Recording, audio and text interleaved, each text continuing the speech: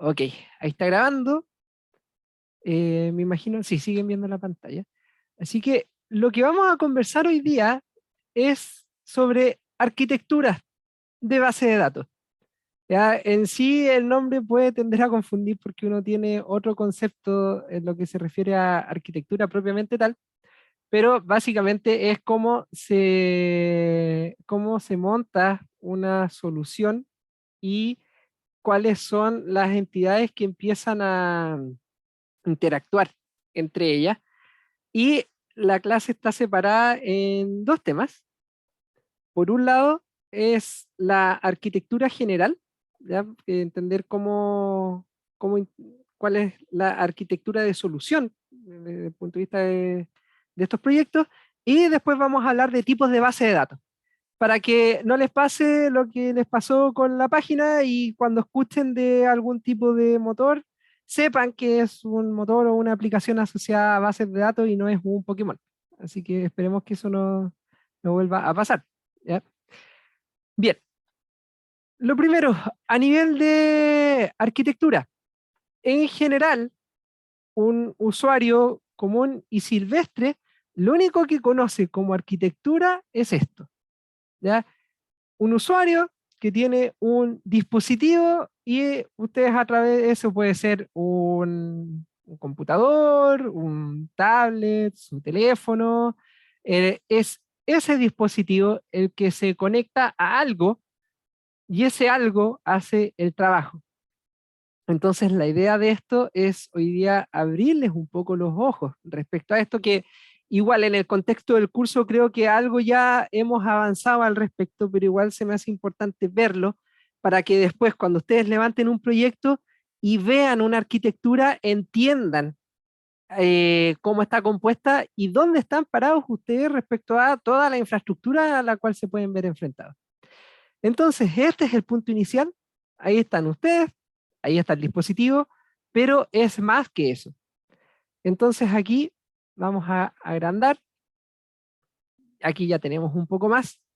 En general, ¿qué es lo que pasa cuando el dispositivo se conecta a algo? Se está conectando a un servidor, ¿ya? Cuando se conecta a un servidor significa que está interactuando con una máquina que está en otra parte. Y aquí hay dos conceptos que deberían tener claros, que los van a escuchar a menudo si hablan de estos temas. Por un lado, los servidores pueden estar en ambientes on-premise. ¿Qué significa que estén en un ambiente on-premise? O on-premise, que no me acuerdo cuál de las pronunciaciones están bien, pero en las reuniones siempre escucho las dos. Así que ya perdí noción de cuál es la forma correcta de pronunciarlo. El tema está que el ambiente on-premise lo que te permite es conectarte a estas máquinas siempre y cuando tú estés dentro de la red. ¿Ya? Estos computadores, o sea, estas máquinas están dentro de una red, puede ser una red organizacional, puede ser una red, no sé, en su casa, por ejemplo, si ustedes tienen un computador que está prendido y solo se pueden conectar a él, a través de la red de su casa, no tiene por qué ser una red de cable, puede ser una red Wi-Fi, pero es una red que solamente permite el acceso a máquinas que están dentro de ella, no están liberados a Internet, por ejemplo. En general también puede ser que estos servidores no estén directamente no estén directamente en sus oficinas o en la organización, sino que tengan contratado un data center. Eso lo que significa que están arrendando un espacio en otro lugar para poder tener su servidor, y generalmente en esos casos también es necesario conectarse a través de una VPN, que es un tipo de conexión que simula que tú estás dentro de la red. Es una aplicación chiquitita que te permite con un usuario y contraseña conectarte a una red y asignarte un espacio dentro de ella para que puedas utilizar todos los recursos que están disponibles en esa red. ¿Ya? La, la otra opción, esperen, denme un minuto. Ya, entonces lo que les decía, Están estas redes que son on-premise, que ustedes necesitan conectarse de alguna forma a ellas, y eso no significa necesariamente que esté en un data center o que estén en una oficina. A veces hay redes que uno puede construir a nivel de la nube que también necesitan conexiones a través de VPN para entrar a ellas. Así que en general siempre va a haber algún método, sobre todo cuando estos servidores tienen alguna capa de seguridad, siempre va a haber una forma de conectarse, ya sea por VPN, usando un proxy o lo que sea, ¿ya? Por eso mismo también, y aprovecho de hacer la desambiguación, los servidores también pueden estar en la nube, eventualmente ustedes no saben físicamente dónde está, pero sigue siendo una máquina que está en algún lado o una red de máquinas, como un clúster, ¿ya? La ventaja que tiene tener las cosas en la nube es que cualquier tipo de reconfiguración que hay que hacer sobre él, ustedes lo pueden configurar en el momento y los usuarios no se ven afectados por ello, ¿ya? Después de eso, ¿qué es lo que hay en el servidor? Puede ser cualquier cosa. Ya ustedes si van a trabajar con datos y se conectan a un servidor, en ese servidor puede haber de todo. Ahora, ¿qué es ese de todo? Es lo que vamos a conversar ahora. Eh, Recién en este punto estamos viendo la forma en la que uno se puede conectar al servidor para después consumir datos. No sé si tienen alguna duda respecto a este punto en particular, antes de pasar a lo siguiente,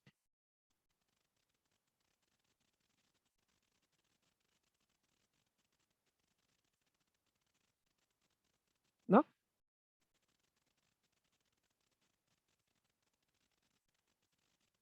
Ya, pareciera que no.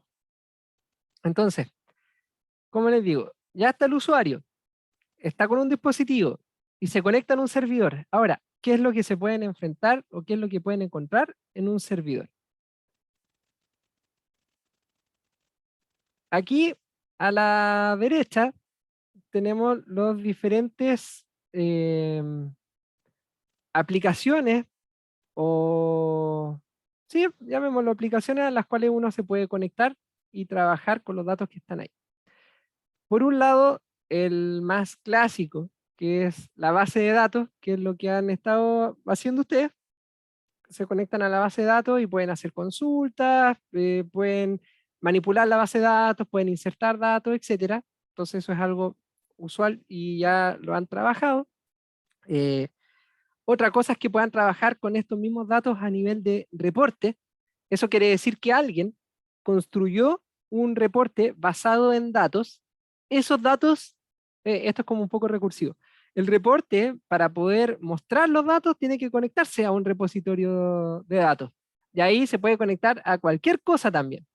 Entonces ahí estaríamos agregando una capa más. Pero a veces los usuarios para trabajar con sus datos les basta llegar a esta altura sin saber qué es lo que está detrás. ¿Ya? Entonces los reportes también son una forma de trabajar con datos. Se pueden conectar también a una base de datos, en este caso está mal, no, sí, igual tiene algo de sentido, a una base de datos OLAP que en realidad es una base de datos multidimensional. Ya vamos a hablar de qué se trata eso, pero básicamente es una base de datos que tiene aprendidos muchos indicadores que ustedes van a llegar a utilizar. Entonces está optimizado de otra forma. Eh, en lo que se refiere al ambiente de Big Data, ustedes podrían conectarse a un Data Lake. El Data Lake es un espacio donde se pueden guardar muchos tipos de datos, y la diferencia con lo de abajo es que pueden haber muchos datos no estructurados dentro del Data Lake, pero eventualmente sin tener un Data Lake, ustedes podrían tener un servidor donde tengan datos no estructurados. ¿Ya? La gracia que tiene el Data Lake es que le da un poco más de inteligencia y te permite cruzar datos de diferentes formatos en un mismo lugar, sin que a ti te afecte mucho cómo llegaron ahí o en qué formato vienen. Y puedas trabajar con ellos juntos, todos a la vez.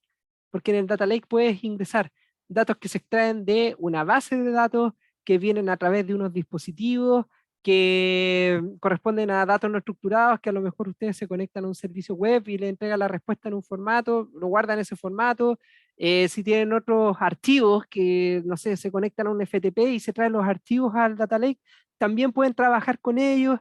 Entonces, ahí, en ese sentido, el Data Lake te entrega una potencia mayor para poder trabajar con todo esto versus un servidor que tiene datos no estructurados que, si bien no están, como dice su nombre, no están estructurados, sí tienen un formato en específico y podrían tener una forma de trabajar con ellos porque cada base de datos no estructurada tiene su forma de consulta.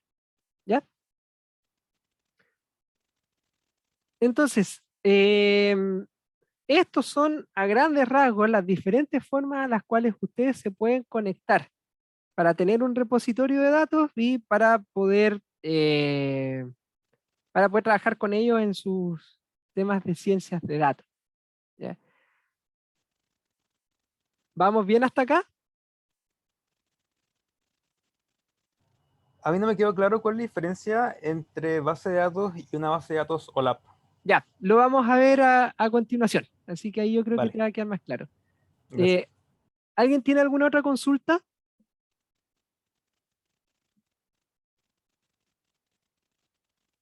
No de mi parte. Ya, perfecto. Entonces vamos a continuar, porque ahora viene la parte fuerte. Porque en general, cuando uno trabaja hace proyectos de ciencia de datos, generalmente uno lo que necesita es conectarse directamente a la base. ¿Ya? Eh, y ahí saber qué tipo de base es a la que me estoy conectando es algo importante, además de que te den el acceso a ella. Así que lo que vamos a ver a continuación son los tipos de bases de datos.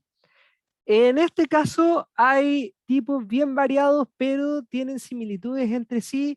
Para variar, cada empresa tiene su propia marca, entonces hay muchas que se acumulan bajo un mismo concepto y tienen ciertas diferencias. Entonces, aquí vamos a hablar de 4 tipos de bases de datos que son recurrentes y que eventualmente ustedes van a tener que ir a conectarse a ellos. ¿Ya? Y son estas 4. Por un lado están las bases de datos relacionales, después de eso están las bases de datos columnares, las multidimensionales y las no relacionales. Entonces vamos a comenzar con las tradicionales, que son las que deben conocer ustedes porque han trabajado con ellas, que son las bases de datos relacionales. De estas, mucho más de lo que ya hemos conversado en las últimas 6 sesiones, no hay mucho más que decir. Las bases de datos relacionales son bases de datos estructuradas, ya que poseen tablas bien definidas. Estas tablas tienen columnas específicas.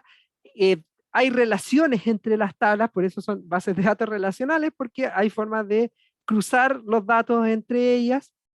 Eh, Así que esta es como lo más usual porque ya se lleva mucho tiempo trabajando con ella, así que eventualmente debería ser a lo primero a lo que ustedes se van a ver enfrentados. Ahora, como les decía, en lo que se refiere a marcas de bases de datos hay muchas. Acá dejé un par de ejemplos solamente para que tengan referencias, pero la gracia está que al momento de ustedes trabajar en un proyecto, preguntar si es que la base de datos primero es estructurada o no, y si es estructurada, qué tipo de base de datos es, si es relacional, si es multidimensional, columnar, etcétera. ¿Ya?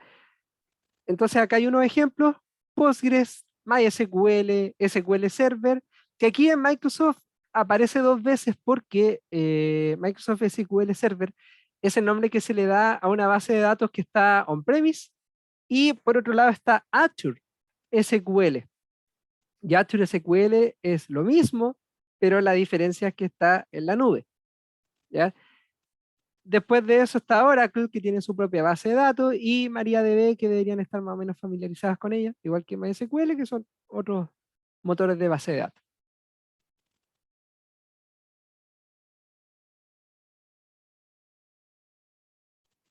Después de eso, pasamos a las bases de datos no relacionales, o, si lo queremos agrandar, a las bases de datos no estructuradas. ¿Cuál es la gracia de esto? Creo que lo mencionamos en algún momento cuando hablamos de las consultas de inserción, cuando uno hace una consulta de inserción, tú puedes llenar con nulos, por ejemplo, algunas columnas si es que te obliga a declararlas en la inserción. Tú no le vas a agregar nada, pero si en la consulta por alguna razón está nombrada la columna, tú puedes decir que vas a agregar nulo. Esa es una de las primeras diferencias que uno puede tener con esto, porque la gracia que tiene es que tú ingresas lo que estás registrando. No si hay un campo que es nulo, entonces simplemente ese campo no lo agregas. ¿Cuál es el problema? Por decirlo de alguna forma, que tiene esto, es que los registros de estas bases de datos no van a ser iguales entre sí. También por otro lado, estos pueden tener una estructura de árbol, entonces una estructura jerárquica, entonces eventualmente dos registros pueden no tener los mismos niveles hacia abajo. Un ejemplo de esto, si ustedes consideran, no sé, información de, no sé, a propósito que ya llevamos como 2 meses trabajando con Saquila, tú tienes información de una trilogía o una saga de películas pueden estar contenidas como la saga de, no sé, del Señor de los Anillos, la saga de Harry Potter. Pero hay otras películas que no son sagas y son una película única. Entonces yo en estas bases de datos podría guardar la información de toda una saga como si fuera una película y después abajo entregar información de cada una por separado en el nivel siguiente. Y si yo trato de ordenar o estructurar esto con respecto a una película que es única, que no pertenece a una saga, no van a estar al mismo nivel al momento de consultar. O incluso si yo, por ejemplo, aparte de películas, estuviera guardando series, yo las podría tener en el mismo repositorio. Y decir, conceptualmente no son lo mismo, pero son material audiovisual. Y a lo mejor alguna serie tiene temporadas y las temporadas tienen capítulos y esa es una estructura totalmente distinta a la de las películas. Entonces, ya estoy trayendo más niveles, lo estoy guardando en el mismo lugar y las puedo consumir de la forma que a mí se me antoje. Y eso provoca, entre comillas, un cierto desorden, pero también me entrega la flexibilidad de guardar lo que yo realmente necesite. Y esa flexibilidad ayuda mucho actualmente porque las diferentes aplicaciones que se están desarrollando hoy en día necesitan de esta flexibilidad para poder actuar más rápido. Además de no ser estructuradas, además de no ser relacionales, estos motores generalmente están asociados a soluciones de Big Data, porque tienen la capacidad de entregar respuestas rápidas. Entonces, por un lado, le quito rigidez, que en sí ya es una ventaja, independiente de lo que hemos conversado, que se puede ver que entrega complejidad, pero también me entrega velocidad en procesamiento y en cómputo de los datos que están aquí. Y eso es algo que se valora mucho hoy en día. Por eso que en general las aplicaciones de redes sociales, por ejemplo, trabajan todo con datos no estructurados porque es mucho más fácil de realizar las consultas y no tengo que andar cruzando con todas las tablas que necesitaría para poder obtener información, sino que simplemente voy al lugar donde están los datos que necesito y por mucho que sean millones, miles de millones, voy a llegar mucho más rápido por cómo está configurada esta base de datos. ¿Ya?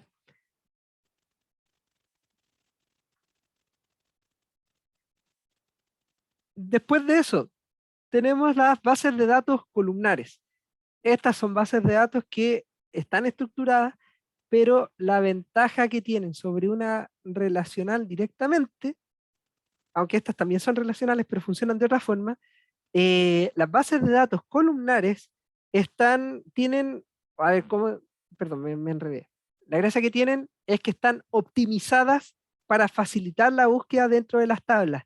Esto también entra en la categoría de Big Data, porque manejan grandes volúmenes de datos y la gracia está que al momento de hacer la consulta, la forma en que está configurada la búsqueda dentro de la tabla optimiza los resultados de consulta, entonces te puedes demorar muchas veces menos en obtener una misma consulta que si esa tabla existiera en una base de datos relacional. De hecho, en un proyecto hicimos las estimaciones y por lo menos para esa base de datos, para las tablas en particular y para las consultas que ejecutamos, por lo bajo, la velocidad de procesamiento era 10 veces menor a la de una base de datos relacional. Seguían siendo tablas, seguían teniendo columnas, seguían teniendo la misma rigidez que tiene una base de datos relacional, pero al ser columnar, la optimización de la query se ve inmediatamente. Eh, Creo que el jueves van a ver con Felipe lo que está asociado a indexación, que tiene que ver cómo generar punteros para generar queries más rápidas. Entonces, en este caso, cuando lo vean con Felipe, la indexación que van a ver es a nivel de filas. En este caso, la indexación es a nivel de columnas. Y eso hace que la búsqueda sea más rápida por razones técnicas. ¿Ya? Y finalmente, las bases de datos multidimensionales. También son bases de datos estructuradas, también tienen relaciones, perdón, no tienen relaciones entre tablas. La gracia que tienen estas bases de datos es que la información que uno va a ir a buscar está totalmente precalculada. Estas son bases de datos que generalmente se usan para construir data warehouse o para tener data mart, que son bases de datos informacionales. La estructura que tienen estas bases de datos constan de conceptualmente de una tabla que tiene solamente indicadores que están definidos de acuerdo a una transacción en particular que uno le interesa obtener información. Por ejemplo, otra vez, ya que están familiarizados con Saquila, ya con todo lo que hemos trabajado. Quiero saber información para poder gestionar mi negocio, entonces tengo indicadores como, por ejemplo, cantidad de películas arrendadas, cantidad de, no sé, entregas atrasadas, cantidad de películas o montos, eh, ingresos generados por arriendo, ingresos generados por atraso, que son indicadores muy generales, así como se los estoy mencionando. La gracia está que estos indicadores ya están definidos por debajo, como, por ejemplo, cantidad de arriendos, lo que tengo que hacer es contar la cantidad de transacciones asociadas a arriendo. Si yo quiero ver los montos recaudados o los ingresos por arriendo, tengo que sumar la columna que dice montos de arriendo. En sí la definición es muy amplia, pero la gracia que tiene esto es que si yo después para analizar, quiero ver esto por tienda, por película, por género, por cliente, por género del cliente, por ciudad donde vive el cliente, por estado civil, por nivel de estudios, por, como ya le decía, por actor, por ejemplo, la cantidad de películas arrendadas de un actor en particular, por género de película, por año de lanzamiento de la película, o quiero ver los arriendos por mes, los arriendos diarios, todos esos recálculos que se tendrían que hacer para la misma definición de indicador, esta base de datos ya la tiene calculada. Entonces, no es que cada vez que yo le pregunte por un indicador para cualquiera de estos cortes, o no solamente por uno en particular, sino que a lo mejor yo los puedo agrupar. Entonces quiero todos la cantidad de arriendos que se realizaron en, no sé, en Rancagua para películas de guerra en marzo de este año. Si yo quiero llegar a ese nivel, el cálculo ya lo conozco y esos atributos, esta base de datos ya tiene calculado el valor directamente. No lo va a calcular en el momento, que desde el punto de vista de lo que ustedes han visto en clases, esto implicaría hacer la consulta, hacer los group by asociados y agregar el where para obtener el resultado. En este caso, simplemente pregunto y la base de datos me entrega la respuesta porque las diferentes combinatorias asociadas a estos atributos ya están calculadas. Ese es el potencial que tienen las bases de datos multidimensionales. ¿Y por qué se llaman multidimensionales? Porque todos estos conceptos que ya hablamos existen como dimensiones. Cada atributo, por ejemplo, el atributo cliente, el atributo película, el atributo tiendas, el atributo temporal, existe como una dimensión y dentro de la dimensión están los atributos asociados a ellos conceptualmente. Por ejemplo, en película está el género, podría estar, a ver, bueno, en realidad es como súper corto en película, está el género. Pero por ejemplo, en el caso de las tiendas están en una ciudad, esa ciudad pertenece a una cierta región, eventualmente la región pertenece a un país. Entonces ahí estamos viendo que esa dimensión tiene diferentes atributos que en este caso se ordenan, pueden ordenar jerárquicamente. En el caso del cliente no. La dimensión de cliente puede incluir, como les decía, su género, puede ser su edad, por decir algo, o tramo de edades, su rango etario, puede ser nivel educacional, y ahí uno puede tener muchos atributos que pertenecen a esa dimensión. Entonces, ahora imagínense la cantidad de combinaciones posibles que hay. Si tomo una dimensión, si de esa dimensión tomo un atributo, tomo dos atributos o lo cruzo con las otras, la cantidad de combinaciones para el mismo indicador son súper grandes.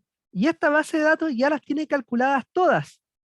Obviamente, esto implica que si tengo todo calculado, está guardado en algún lado y la cantidad de almacenamiento es muy grande. Pero, otra vez, estos motores de bases de datos están optimizados para entregar consultas rápidas basado en el cálculo que ya está hecho. Así que independiente del tamaño, cuando yo les vaya a preguntar, va a ser mucho más rápido que hacer una consulta a la base de datos con todo lo que implica con el ejemplo que les di. Entonces, eventualmente ustedes podrían trabajar con esta base y pedir esta información y la van a obtener más rápido que haciendo las consultas directas a la base de datos. ¿Ya? Y esto también vive en un servidor, también pueden conectarse a través de un reporte para ver esto. No sé cuántos de ustedes habrán trabajado con una tabla dinámica, pero básicamente el equivalente, como para aterrizar conceptualmente lo que es este tipo de base de datos, hace el símil de las tablas dinámicas, donde uno va agregando cosas y puede colapsarla, puede expandir, porque la tabla dinámica te permite hacer ese cálculo. La diferencia es que en el general, si ustedes lo trabajan desde un Excel o desde una base, la tabla dinámica calcula en el momento. Si ustedes se conectaran a través de una tabla dinámica a un cubo, que el cubo es finalmente donde están todos los datos, eh, todos los cruces que hagan en la tabla dinámica en realidad está yendo a buscar el dato en vez de calcularlo en el momento. Y ahí hay una ganancia de tiempo. ¿Ok? Bien. Esa era la clase de hoy y la sobredosis de información que les quería entregar. Como les digo, ¿cuál es el objetivo?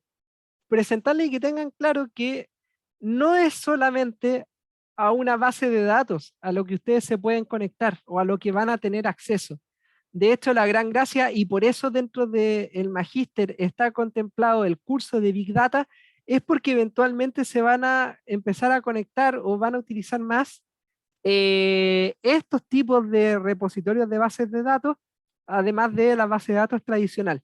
Y se me hacía necesario, y justo estamos en un punto donde podemos conversar y tratar este tema, para que después cuando les toque en su proyecto o a lo mejor en otro curso hablar de estos tipos de repositorios, ustedes ya los conozcan y sepan de qué están hablando y no sea algo totalmente nuevo o ajeno a ustedes. ¿Ya? Ahora, no sé si tienen alguna duda, alguna consulta de lo que les presenté ahora. Yo tengo una. Estos cursos de Big Data, ¿quién los hace? Como para cachar bien. Felipe hace el curso de Big Data. Buena. ¿Y cómo se llama? Como que Big- estoy súper perdido. Se llama Big Data. Ah, buena, buena, buena, buena. A Sí, secas. sí, sí, creo que se llama Big Data Perfecto. secas. De hecho, lo dicta, bueno, dependiendo de lo que diga la escuela, pero generalmente se dicta en otoño. Ah, mire, interesante. Muy Sí. interesante.